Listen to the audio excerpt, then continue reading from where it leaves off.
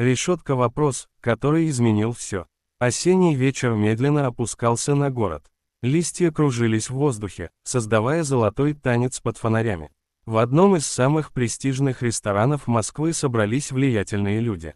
Здесь, за массивными дубовыми столами, решались судьбы компаний и заключались многомиллионные сделки. За центральным столом сидел Виктор Павлович Соколов. Миллионер, человек, построивший империю с нуля. Его костюм стоил больше, чем многие зарабатывают за год. Золотые запонки поблескивали при каждом движении. Виктор Павлович любил демонстрировать свое превосходство. Особенно над теми, кого считал ниже себя. Рядом с его столом стоял официант. Молодой человек лет 25. Его звали Дмитрий. Он работал в этом ресторане всего 3 месяца. Дмитрий был скромным, тихим парнем. Всегда вежливым, всегда внимательным. Он никогда не привлекал к себе лишнего внимания. Виктор Павлович заказал очередную бутылку дорогого вина. Дмитрий принес ее, аккуратно открыл и налил в бокал. Миллионер даже не взглянул на него. Для таких людей, как Виктор Павлович, официанты были невидимками. Частью интерьера, не более. Вечер продолжался. Гости смеялись, обсуждали деловые вопросы, делились новостями. Виктор Павлович рассказывал о своей недавней поездке в Дубай. О том, как он купил там очередную виллу. О том, как арабские шейхи принимали его с почестями. «Знаете», — громко произнес он, обращаясь к своим компаньонам, «я выучил несколько фраз на арабском языке. Удивительный язык, древний, красивый». Его собеседники закивали с интересом. Виктор Павлович любил быть в центре внимания. Он продолжал: «Арабский язык — это язык настоящей культуры, настоящего богатства, не то что здесь, где каждый второй считает себя образованным». В этот момент что-то щелкнуло в его голове. Злая идея, способ развлечься, способ показать свое превосходство еще раз.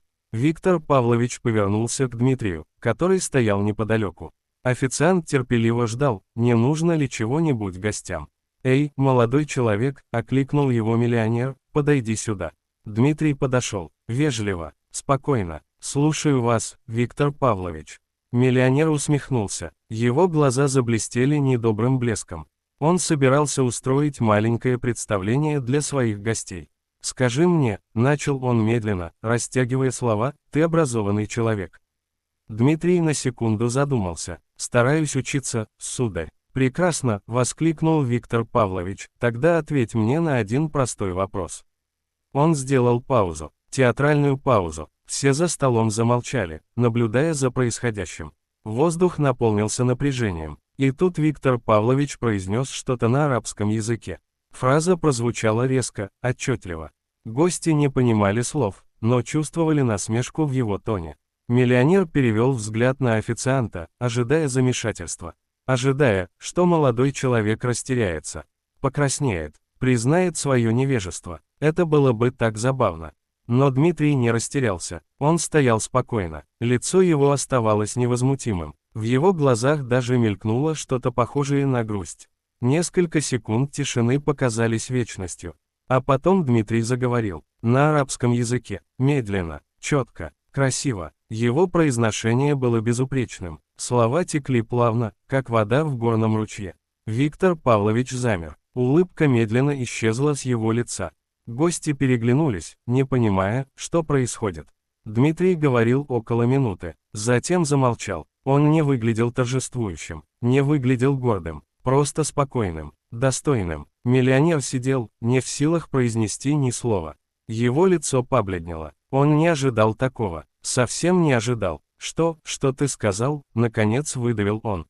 Дмитрий тихо вздохнул. «Вы спросили меня по-арабски, знаешь ли ты цену своего невежества?» — начал он спокойно. «Я ответил вам следующее: истинное невежество не в отсутствии знаний, а в неспособности увидеть достоинство в другом человеке. Вы спрашиваете о цене моего невежества, но не замечаете своего собственного. Я всего лишь официант в ваших глазах, но я изучал арабский язык 5 лет. Жил в Каире, работал переводчиком. Моя мать была преподавателем восточных языков. Она научила меня не только словам, но и уважению к людям. Любым людям, независимо от их положения. Тишина за столом стала абсолютной. Можно было услышать, как тикают настенные часы. Как дышат люди. Дмитрий продолжал. Вы думали унизить меня вопросом на языке, который, как вы считали, я не знаю. Но настоящее унижение в том, что вы считаете себя выше других только потому, что у вас больше денег. Деньги не делают человека достойным. Достоинство приходит изнутри. Виктор Павлович сидел, потрясенный. Впервые за много лет кто-то сказал ему правду в лицо. Правду, которую он не хотел слышать. Но не мог не услышать. Начал он, но голос предал его. Дмитрий положил счет на стол. Аккуратно, без грубости, без злорадства. Ваш счет, Виктор Павлович. Приятного вечера. Он развернулся и отошел к другому столику. Движения его были спокойными, профессиональными. Он не торжествовал, не злорадствовал, просто продолжал работать. Гости за столом миллионера молчали. Никто не знал, что сказать. Атмосфера изменилась, веселье куда-то исчезло. Виктор Павлович достал бумажник. Его руки слегка дрожали. Он оставил деньги на столе. Намного больше, чем требовалось. Намного больше обычных чаевых. Затем он встал и направился к выходу. Компаньоны торопливо последовали за ним. У двери миллионер остановился, обернулся, посмотрел на Дмитрия, который обслуживал другой столик. Что-то изменилось в его взгляде. Что-то важное. Виктор Павлович вышел в ночь. Холодный воздух освежил его лицо. Он стоял под фонарем, думая, размышляя о том, что произошло. Впервые за долгие годы он почувствовал стыд. Настоящий стыд. Не за провал в бизнесе. Не за финансовые потери, а за то, каким человеком он стал. Осенние листья кружились вокруг него. Город жил своей жизнью. Тысячи людей, каждый со своей историей. Каждый достойный уважения, а в ресторане Дмитрий продолжал работать. Спокойно, достойно, так же, как работал всегда. Он не знал, что этот вечер изменил жизнь одного миллионера. Что Виктор Павлович запомнит урок, полученный от простого официанта. Иногда самые важные уроки приходят из самых неожиданных мест. Иногда достоинство не измеряется деньгами. Иногда один вопрос может изменить все.